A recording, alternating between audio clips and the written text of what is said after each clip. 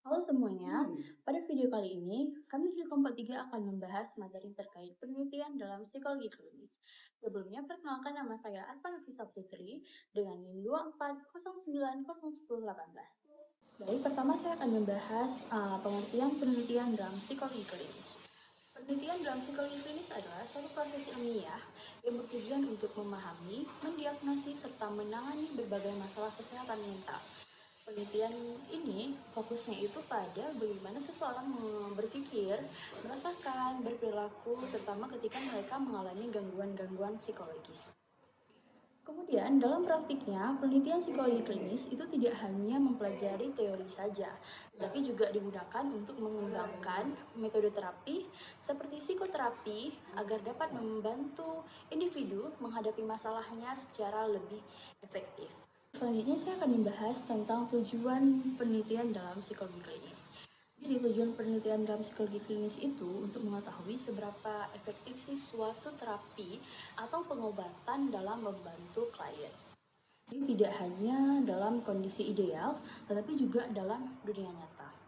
Selain itu, penelitian dalam psikologi klinis itu juga bertujuan untuk mengembangkan dan mengevaluasi alat asesmen psikologis seperti tes kepribadian atau tes kecerdasan agar hasilnya itu jadi lebih akurat dan dapat dipercaya. Kemudian tujuan lainnya itu juga untuk memahami berbagai jenis-jenis gangguan mental termasuk bagaimana gangguan tersebut muncul, berkembang, dan saling berhubung satu sama lainnya. Penelitian psikologi klinis ini juga digunakan untuk mempelajari praktik psikolog, termasuk cara mereka bekerja, mengambil keputusan, dan memberikan layanan kepada klien. Tidak kalah penting juga, penelitian ini berperan dalam meningkatkan sistem pendidikan dan pelatihan bagi calon psikolog, sehingga mereka dapat memiliki kompetensi yang lebih baik di masa depannya. Terakhir, penelitian dalam psikologi klinis ini juga bertujuan untuk mengembangkan intervensi baru dan meningkatkan kualitas perawatan sehingga penanganan masalah kesehatan mental menjadi lebih efektif dan sesuai dengan kebutuhan individu. Berikut ada jenis-jenis dalam penelitian psikologi. Nah, jenis penelitian yang pertama adalah eksperimental atau penelitian eksperimen. Nah, dalam psikologi klinis, metode ini digunakan untuk menguji sebab akibat dari suatu intervensi psikologi. Nah, biasanya penelitian ini menggunakan dua kelompok, yaitu kelompok perlakuan dan kelompok kontrol, serta dilakukan secara acak untuk mengurangi bias. Selain itu, terdapat perbedaan antara efikasi dan efektivitas. Nah, efikasi dilakukan dalam kondisi yang sangat terkontrol, sedangkan efektivitas dilakukan dalam kondisi nyata di kehidupan sehari-hari. Jadi, penelitian ini sangat penting untuk mengetahui apakah suatu terapi benar-benar efektif. Selanjutnya adalah single case study atau studi kasus tunggal. Penelitian ini berfokus pada satu individu secara mendalam untuk melihat perubahan yang terjadi selama proses terapi. Dalam metode ini, penelitian melakukan pengukuran secara berulang, misalnya dengan desain AB-AB untuk melihat pengaruh intervensi. Nah, studi ini juga berguna untuk memahami proses perubahan dan mengembangkan hipotesis yang bisa diteliti lebih lanjut dalam skala yang lebih besar. Nah, jenis penelitian berikutnya adalah penelitian observasi dan korelasi. Nah, penelitian ini tidak menggunakan eksperimen, melainkan hanya mengamati hubungan antar variabel. Nah, contohnya adalah melihat hubungan antara stres dan kecemasan. Selain itu, terdapat desain cohort dan kasus kontrol yang digunakan untuk mempelajari faktor risiko dalam perkembangan penggangguan mental. Penelitian ini penting untuk memahami pola dan hubungan meskipun tidak dapat langsung menentukan sebab akibat. Selanjutnya adalah metode kualitatif dan campuran. Nah, metode kualitatif digunakan untuk memahami pengalaman subjektif individu seperti perasaan, pikiran, dan respon terhadap terapi. Nah, teknik yang digunakan antara lain wawancara dan diskusi kelompok. Nah, sedangkan metode campuran menggabungkan data kualitatif dan kuantitatif agar hasil penelitian lebih lengkap dan relevan dalam praktik klinis. Jenis penelitian yang terakhir adalah review dan meta-analisis. Tinjauan sistematis dilakukan dengan cara mengumpulkan dan menganalisis berbagai penelitian yang sudah ada. Sedangkan meta-analisis menggabungkan data dari banyak penelitian untuk mendapatkan kesimpulan yang lebih kuat mengenai efektivitas suatu terapi. Metode ini sangat penting dalam praktik berbasis bukti karena membantu dalam pengambilan keputusan klinis. Semua metode ini saling melengkapi dalam memahami masalah psikologis dan menentukan penanganan yang tepat. Sekian dari saya.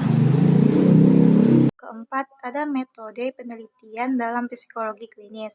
Dalam psikologi klinis, penelitian dilakukan untuk memahami gangguan psikologis, mengetahui faktor penyebabnya, serta menilai efektivitas terapi. Secara umum, metode penelitian dalam psikologi klinis dibagi menjadi 4 bagian utama. Nah, yang pertama itu ada metode eksperimental. Metode ini digunakan untuk mengetahui hubungan sebab akibat antara intervensi atau terapi dengan hasil yang diperoleh. Randomized Controlled Trials atau RCT. Partisipan dibagi secara acak ke dalam kelompok perlakuan dan kelompok kontrol untuk menguji efektivitas terapi. Ada kuasi eksperimen, mirip eksperimen tetapi tanpa randomisasi penuh. Biasanya digunakan ketika randomisasi sulit dilakukan. Ada eksperimen laboratorium, dilakukan dalam kondisi yang sangat terkontrol untuk mempelajari proses psikologis atau mekanisme gangguan. Nah, yang kedua ada desain observasional dan longitudinal. Metode ini digunakan untuk mempelajari hubungan antar variabel dan perkembangan kondisi tanpa memberikan intervensi. Studi korelasional cross-seksional meneliti hubungan antara variabel pada satu waktu tertentu. Ada studi kohort longitudinal, mengamati sekelompok individu dalam jangka waktu lama untuk melihat perkembangan suatu kondisi. Ada studi case control, membandingkan individu yang memiliki kondisi tertentu dengan tidak memilikinya. Analisis statistik observasional digunakan untuk menganalisis hubungan antar variabel dan mengontrol faktor lain. Nah, yang ketiga itu ada single case atau studi kasus. Metode ini berfokus dengan analisis mendalam terhadap satu individu. Single case experimental design mengamati perubahan individu melalui beberapa fase sebelum dan sesudah intervensi. Ada studi kasus klinis, memberikan deskripsi rinci tentang kondisi klien, proses terapi, dan hasilnya. Yang keempat, ada metode kualitatif dan pengukuran. Metode ini digunakan untuk memahami pengalaman subjektif individu dan memastikan kualitas alat ukur psikologis. Contohnya adalah wawancara, focus group, analisis kualitatif, atau seperti thematic analysis. Evaluasi reliabilitas dan validitas alat ukur, penggunaan catatan harian gejala, serta meta-analisis yang merangkum hasil dari banyak penelitian. Oke, selanjutnya saya akan melanjutkan penjelasan tentang etika penelitian dalam psikologi.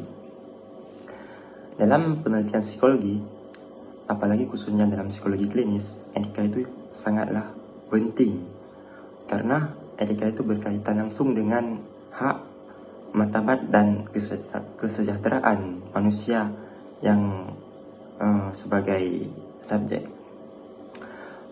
Kalau misalnya penelitian tidak memperhatikan etika dalam penelitiannya, hal tersebut bisa merugikan dan membuat hasil penelitiannya tidak dapat dipercaya. Ada beberapa hal atau etika dalam penelitian yang harus menjadi prinsip utama. Yang pertama ada informant consent. Yang mana informant consent ialah subjek harus tahu tujuan penelitian dan harus setuju dengan sukarela, tidak boleh dengan paksaan. Contohnya, misalnya saat melakukan wawancara dalam penelitian, peneliti harus menjelaskan dulu topik dalam wawancaranya dan meminta persetujuan tanpa harus memaksanya. Yang kedua, ada kerahasiaan atau confidentiality, yaitu peneliti harus menjaga kerahasiaan data atau identitas subjek dan tidak boleh disebarkan secara sembarangan. Contohnya, misalnya nama subjek harus diganti dengan kode saja seperti MU. Mengapa? Supaya agar identitasnya lebih aman.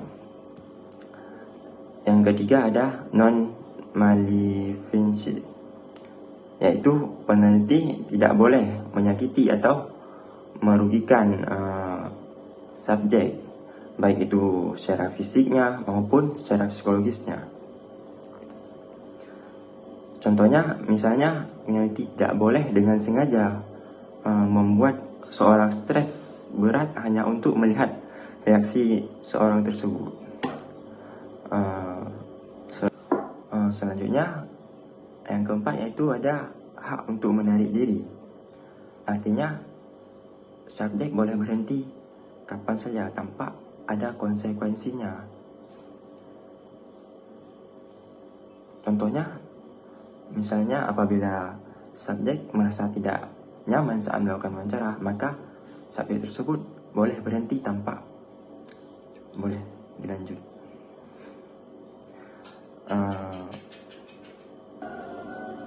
Selanjutnya ada tantangan dalam penelitian psikologi. Dalam melakukan penelitian dalam psikologi, ada beberapa tantangan yang harus diperhatikan. Yang pertama ada komplikasi perilaku manusia. Perilaku manusia itu bisa dipengaruhi oleh banyak faktor, jadi sulit untuk diprediksi.